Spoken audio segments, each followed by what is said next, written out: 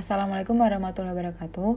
Kami dari kelas 12 IPS 1 akan mempresentasikan analisis novel Negeri Lima Menara. Nama saya Ayu Faras, absen 7, saya akan membacakan identitas novel. Judul bukunya adalah Negeri Lima Menara yang dikarang Ahmad Fuadi dan diterbitkan oleh Gramedia Jakarta. Buku ini merupakan cetakan yang kedua. Di dalam buku ini menceritakan 5 sahabat yang berjanji untuk pergi ke negeri impian mereka. Tema. Hal ini dapat dilihat dari latar tempat, yaitu di pesantren di mana kegiatan utama yang dilakukan sehari-hari tokoh adalah belajar. Lalu ada alur dalam buku ini bersifat maju, tetapi di dalam beberapa saat tertentu, tokoh mengenang masa lalunya yang mengakibatkan alur menjadi mundur. Latar tempat yang ada di buku adalah di Masjid Unpad, di rumah, di aula SMP, dan di Independence Avenue di Amerika. Latar waktu bukunya adalah pagi hari, sore hari, dini hari, dan malam hari. Perkenalkan, nama saya Rizky Raditya dari kelas 12 IPS 1. Kali ini saya akan menjelaskan bagian penokohan dan gaya bahasa dari novel Negeri Lima Menara. Kita mulai dari penokohan. Yang pertama, tokoh utama Ali Fikri.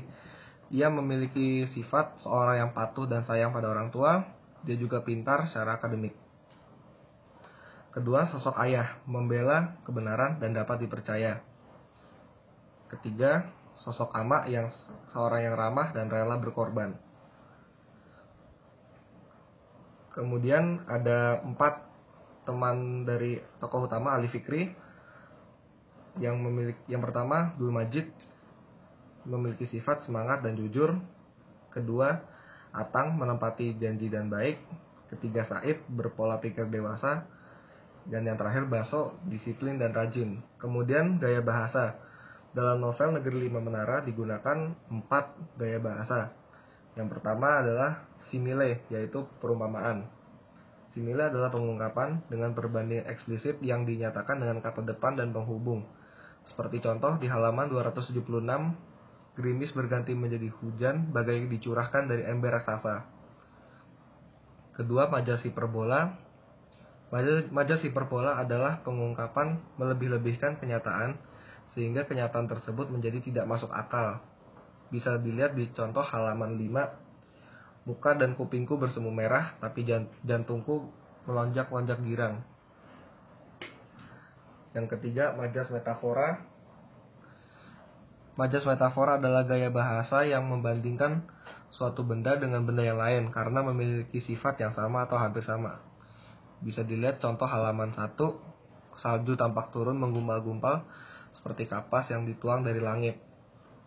Yang terakhir adalah litotes. Litotes adalah ungkapan berupa penurunan kualitas suatu fakta dengan tujuan merendahkan diri.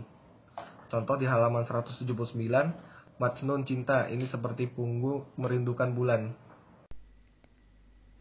Majas personifikasi. Hawa dingin segera menjalari wajah dan lengan kananku. Negeri Lima Menara, halaman 1. Majas hiperbola. Muka dan kupingku bersemu merah, tapi jantungku melonjak-lonjak girang. Negeri Lima Menara, halaman 5. Majas metafora. Matahari sore menggantung condong ke barat berbentuk piring putih susu. Negeri Lima Menara, halaman 1. Sudut pandang. Buku ini menggunakan sudut pandang orang pertama tunggal dengan kata aku. Kita diceritakan dari sudut pandang Ali Fikri. Amanat. Kita harus benar-benar berusaha untuk meraih mimpi. Tetapi tidak semuanya itu sesuai apa yang kita inginkan. Semua akan berjalan seharusnya jika kita memiliki reaksi yang tepat pada suatu masalah. Selanjutnya memasuki nilai yang terkandung dalam novel. Yang pertama ada nilai ketuhanan. Karena Negeri Lima Menara menyorot kehidupan santri, ada banyak nilai ketuhanan yang terkandung dalam novel ini. Seperti contohnya kesetaraan manusia di sisi Tuhan. Lalu ada juga nilai agama. Novel ini menceritakan tentang kehidupan pesantren yang selalu mengajarkan nilai-nilai agama, mulai dari keikhlasan, bersikap jujur, disiplin, dan lain sebagainya. Lalu ada nilai moral juga, kebersamaan Sahibul Menara dalam menghadapi segala hal dengan kerjasama dan pantang menyerah. Lalu nilai sosial, dilihat di kehidupan pesantren, Kita tidak diajarkan untuk egois, tapi saling membantu satu sama lain dan mengutamakan